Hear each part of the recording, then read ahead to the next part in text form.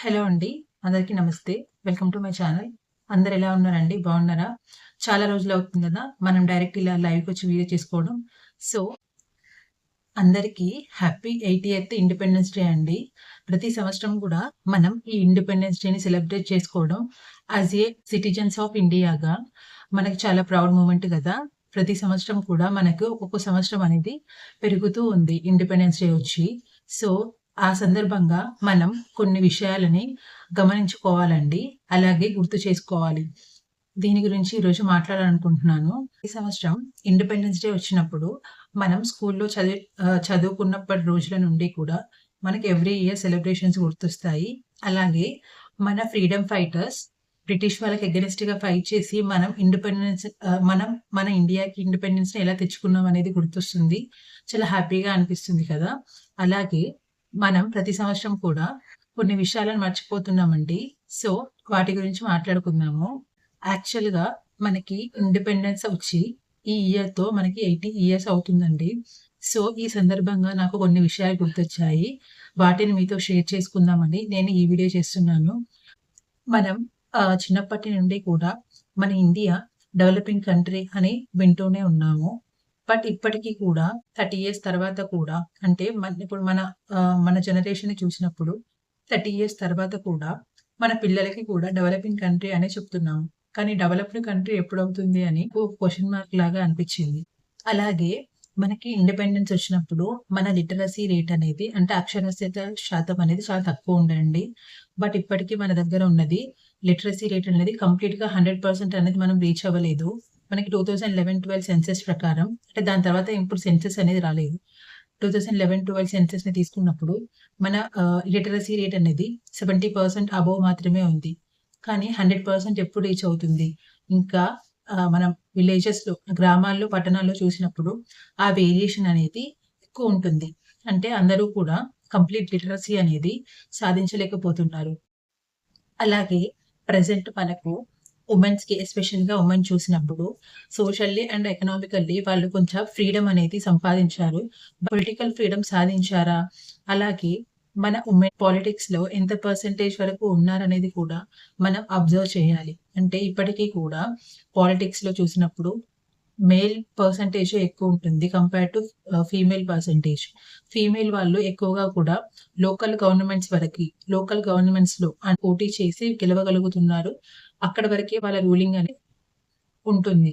అలాగే constituency level MLA, MP అలాంటివి వచ్చినప్పుడు మన వుమెన్ పర్సెంటేజ్ అనేది తక్కువగా ఉంది.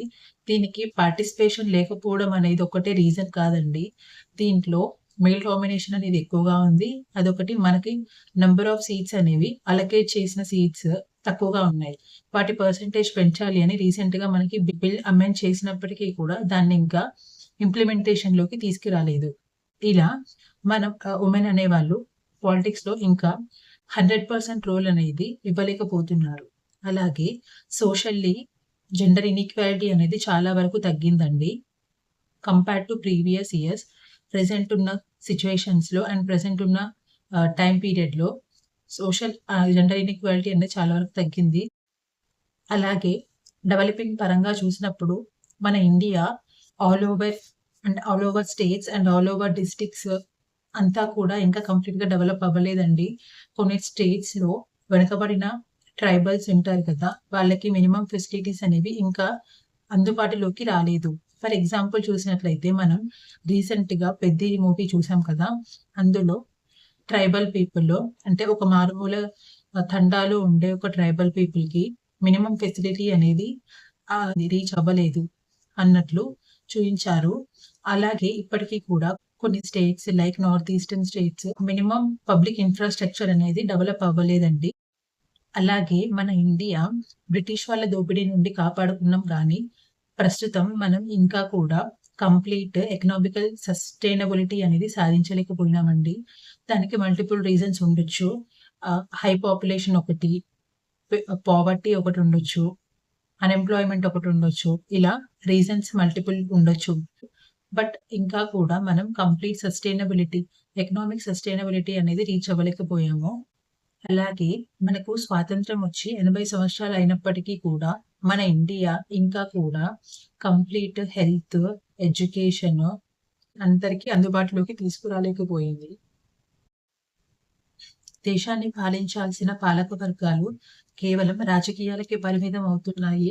అసలు సమస్యల పట్ల దృష్టి కేంద్రీకరించలేకపోతున్నాయి అనేది నా ఒపీనియన్ అండి. ఎందుకంటే ప్రస్తుతం మనం చూస్తున్న సమస్యలను బట్టి, సిట్యుయేషన్స్ బట్టి ఇవి మనం ఒక అంచనా వేసుకుంటున్నాము.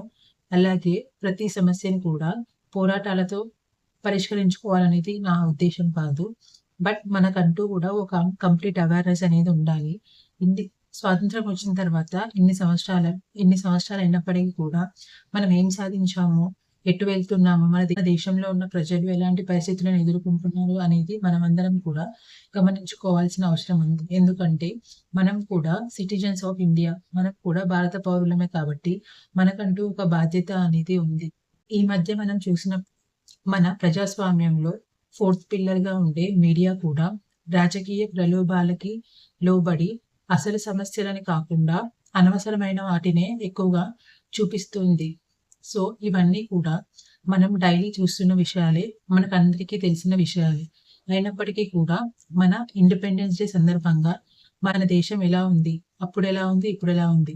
డెవలపింగ్ నుంచి డెవలప్డ్ ఎప్పుడవుతుంది? మన దగ్గర ఉన్న అసలు సమస్యలేంటి?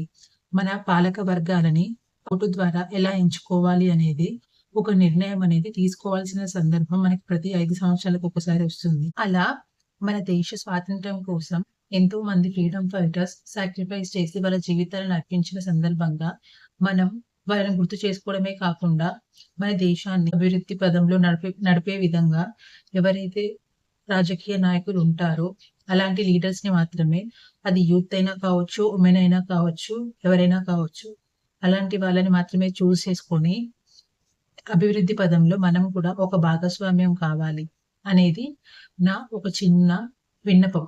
సో, ఇది అండి ఈరోజు వీడియో వచ్చేసి. ఇండిపెండెన్స్ డే సందర్భంగా నాకు అనిపించిన కొన్ని విషయాలని మీతో షేర్ చేసుకున్నాను.